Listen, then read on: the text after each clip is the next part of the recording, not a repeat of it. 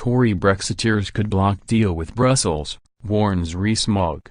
Because of a late collapse by Tory Remainer rebels led by former Minister Dominic Grieve, MPs cannot now block a no-deal or reverse Brexit.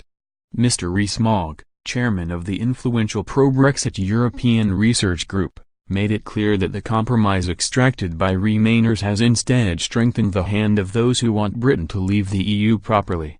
He said, "Say the government comes back with a deal in October saying it will give £39 billion to the EU in return for the good faith of the EU to discuss a trade deal. That would be very hard to get through Parliament." Theresa May has promised that she would opt for no deal in the face of a bad deal from the EU.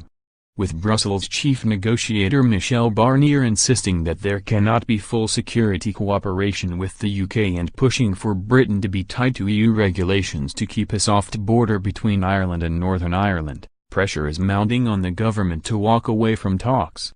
Mr. Rees Mogg pointed out that the concession promised by Theresa May to head off the revolt by pro-EU Tories did no more than restate existing parliamentary rules.